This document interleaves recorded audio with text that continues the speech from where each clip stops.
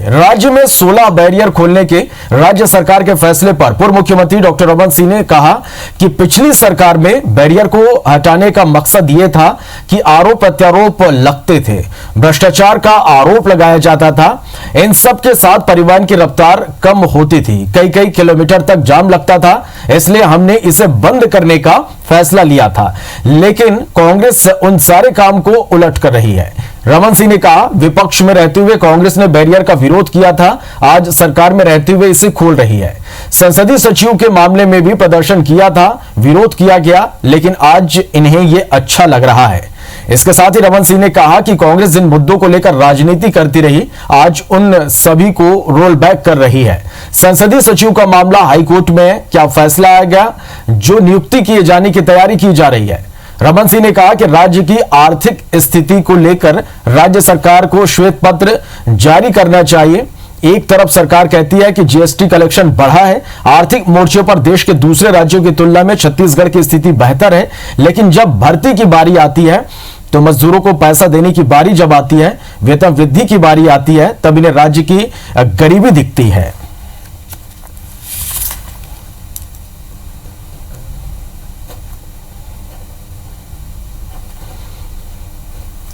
चलिए, और इस खबर पर हमारे साथ बीजेपी की ओर से संजय श्रीवास्तव जी और कांग्रेस की ओर से राजेंद्र तिवारी जी हमारे साथ फोन लाइन पर होंगे। लेकिन इससे पहले रमन सिंह ने क्या कुछ कहा है, ये आपको हम सुनवाते हैं। एक प्रकार से बैरियर को हटाने का मतलब ये था कि आरोप प्रत्यारोप लगते रहे, करप्शन भ्रष्टाचार की बात होती रही, लूट खसोट का तंत्र कहा जाता रहा। बैरियर में जिस प्रकार लंबी लंबी किलोमीटर लाइन लगती है, यात्री के गण भी परेशान होते हैं, और तो इसको अंतिम रूप से हमने समाप्त कर दिया था। अब ये कांग्रेस वो सारे काम को उलट रही है। चलिए, और हमारे साथ संजय श्रीवास्तव जी और राजेंद्र तिवारी जी दोनों हमारे साथ इस वक्त फोन लाइन पर जुड़े। आप दोनों का बहुत बहुत स्वागत है IBC24 में। संजय जी, सबसे पहले मैं आपके पास आना चाहूंगा, जिस तरह से राज्य की आर्थिक स्थिति को लेकर अब सवाल यहां पर उठाए जा रहे हैं, क्या कुछ कहना चाहेंगे आप? देखिए, आर्थिक जो व्यवस्थाएं हैं, ये आर्थिक स्थिति को देखकर हम कुछ ऐसे फैसले की पुनरावृत्ति करें, गलत फैसले यदि हम करें जिसके कारण लोगों को तकलीफ हो, प्रदेश की जनता को तकलीफ हो, तो मुझे लगता है कि इस पे पुनर्विचार करने की आवश्यकता है। जहां तक बैरियर्स का सवाल है, बैरियर्स में बरसों बरस तक इस पर उंगलियां उठती रही और ये सब फैक्ट्स सामने आते रहे कि क्या स्थिति रही है, बैरियर्स में क्या होता है क्या नहीं होता, ये सबको जानकारी है। और आम जनता से लेकर जो हमारे ट्रांसपोर्टर्स, व्यवसायी से लेकर यहाँ तक कि कांग्रेस ने भी इसका खुलकर विरोध किया जब ये बैरियर्स चलते थे। अब जो प्रथा लगभग समाप्त हो गई है और एक नई प्रथा बनी है, नए प्रकार के टैक्स कलेक्शन, नए प्रकार की रेवेन्यूज आ रही है, उसके बाद एक बार फिर से वही पुरानी पद्धति को स्थापित करना, कहीं न कहीं शंका, कहीं न कहीं नियत और नीति पर संदेह तो होगा निश्चित रूप से। और बैरियर्स की क्या स्थिति थी, बैरियर्स में क्या वसूली, तमाम प्रकार की अनैतिक जो चीजें होती थी, तो मुझे लगता है कि एक बार फिर से वही पुरानी पद्धति को लागू करना और ये कहना कि हम आर्थिक स्थिति के सुधार के लिए इस तरह की चीजों को कर रहे हैं, बढ़ते हुए समय में आगे आने वाले समय के अंदर भी इस तरह के बड़े निर्णय होते हैं। एक बार फिर से हम पुरानी पद्धतियों पर जा रहे हैं, पुराने वर्षों पर जा रहे हैं, तो मुझे लगता है ये ठीक नहीं है। जी, चलिए, हमारे साथ राजेंद्र तिवारी जी हैं, उनसे हम इसका जवाब लेते हैं। राजेंद्र जी, क्या कुछ कहना चाहेंगे, जिस तरह से आरोप लग रहे हैं कि जिसका पहले कांग्रेस विरोध करती थी, अब उसी का समर्थन? जी हाँ, और उस बात की पुष्टि अभी हमारे भाई संजय श्रीवास्तव जी ने कर दिया है ना। उन्होंने कहा कि बैरियर में अनैतिक कार्य होते थे, खराब काम होते थे, जिसके कारण बैरियर को बंद किया गया। यहाँ तो भैया भूपेश बघेल जी की सरकार है, खुला खेल फर्रुखाबादी है। बैरियर में इनके समय में गड़बड़ी होती थी। अब परिस्थिति ये है कि कोरोना काल में जिस तरह से स्मगलिंग हुई शराब की, आपका समाचार पर आपका चैनल लगातार उसको दिखाता रहा कि किस तरह से स्मगलिंग हुई, किस तरह से गुटखा बड़ी संख्या में सरकार ने जब्त किया। तो इन सारे बिंदुओं को ध्यान में रखते हुए ये निर्णय लिया गया कि भाई ये स्मगलिंग को रोका जाए, जांच हो बड़ी मात्रा में। अभी यानी लोग चौंक गए थे जब 5 क्विंटल से ज्यादा गांजा बरामद हुआ अभी पिछले हफ्ते। तो इन सारी बातों को रोकने के लिए बैरियर का वो हुआ है।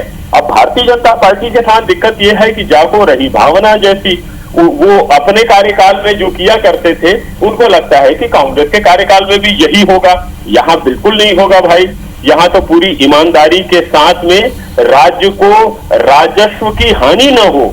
और जिस तरह से अभी मुख्यमंत्री जी ने कल भी प्रेस कॉन्फ्रेंस लिया है, और जहां तक आपने बात दूसरे मामले में किया है, चाहे संसदीय सचिव की हो, मैं आदरणीय डॉक्टर रमन सिंह जी को सुन रहा था, वो श्वेत पत्र जारी करने की बात कर रहे हैं। तो भैया यहाँ तो मुख्यमंत्री जी समय समय पर लगातार प्रेस कॉन्फ्रेंस लेकर के लोगों के बीच बैठ करके सारी जानकारी पारदर्शिता के साथ में रखते हैं। मैं आपको उदाहरण देना चाहूंगा, तपोली जी अभी सोमवार और मंगलवार को 2 दिन मुख्यमंत्री ने अपने निवास में तमाम पत्रकारों को बुलाया और बुला करके उनको सारे वस्तु स्थिति की, सारे तथ्यों की खुल करके जानकारी दिया, उनके सुझाव भी मांगे, क्योंकि पत्रकार मित्र ऐसे होते हैं जिनकी आंखें बड़ी चौकन्नी होती हैं, तो उनसे सुझाव भी लिया। अभी कल प्रेस कॉन्फ्रेंस लेकर के उन्होंने राज्य के सारी बातों की जानकारी दी, यहां तक कि मुख्यमंत्री राहत कोष में कितना पैसा कोरोना कार्यकाल के दौरान आया उसकी भी जानकारी उन्होंने सार्वजनिक रूप से दी थी। और ये उम्मीद किया था कि प्रधानमंत्री केयर फंड में कितना पैसा आया है, जिसमें छत्तीसगढ़ को तो 1 रुपया नहीं मिला, कम से कम उसकी जानकारी भी दे दें। प्रधानमंत्री जी तो 6 साल से कोई प्रेस कॉन्फ्रेंस आज तक नहीं लिए हैं।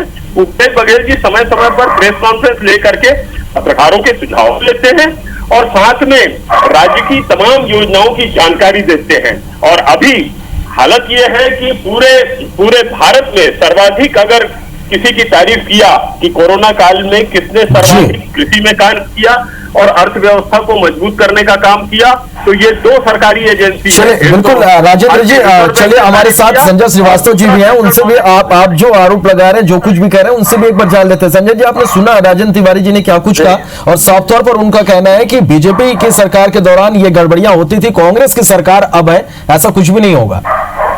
देखिए श्रवण जी, जो सरकार केवल 1.5 वर्षों में 18,500 करोड़ रुपए कर्ज ले लेती है, अर्थात उसकी कार्य पद्धति को आप बहुत आसानी से समझ सकते हैं।